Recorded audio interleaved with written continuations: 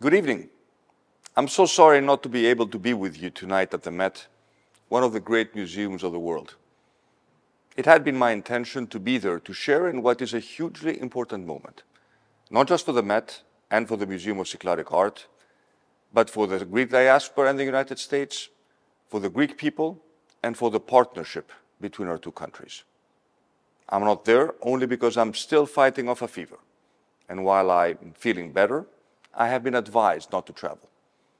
But I am, I can assure you, with you in spirit, even if the with you in body bit is proving a little bit more challenging.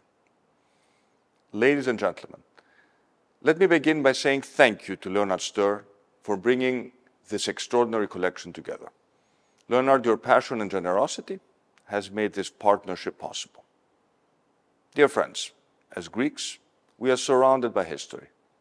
And as Greeks, we are acutely aware of the importance of that history, which is why evenings like this matter.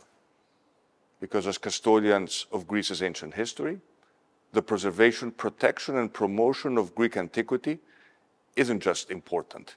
It's an inviolable, a duty and commitment never to be broken.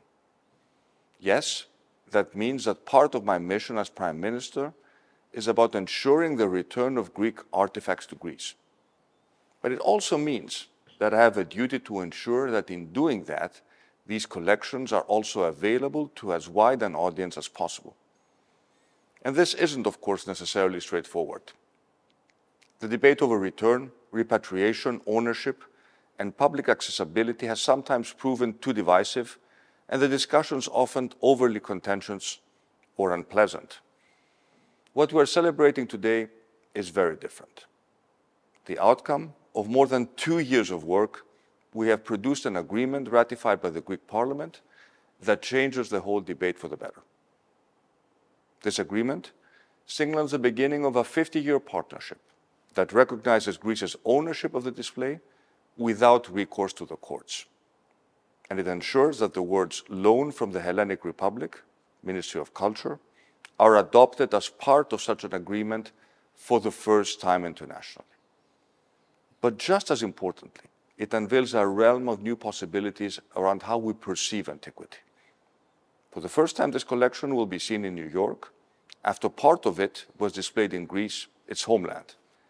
Indeed, of the 161 pieces on display, 15 of the most important have already spent the last year on display at the Museum of Cycladic Art, in a world premiere entitled Homecoming, Cycladic Treasures on the Return Journey.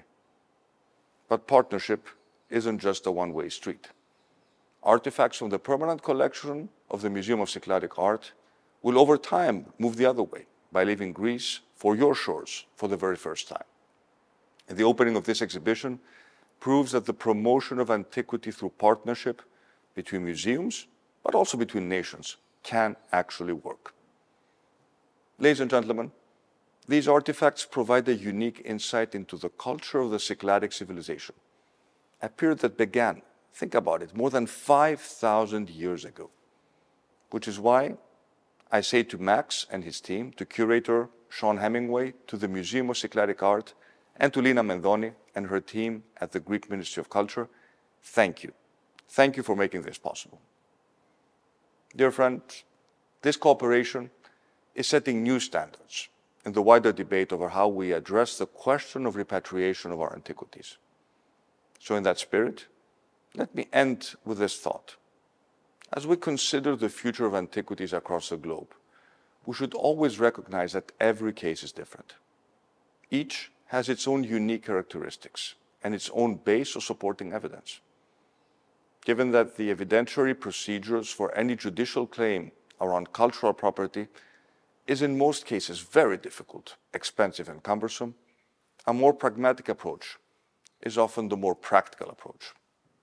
Today's partnership is the culmination of that pragmatism.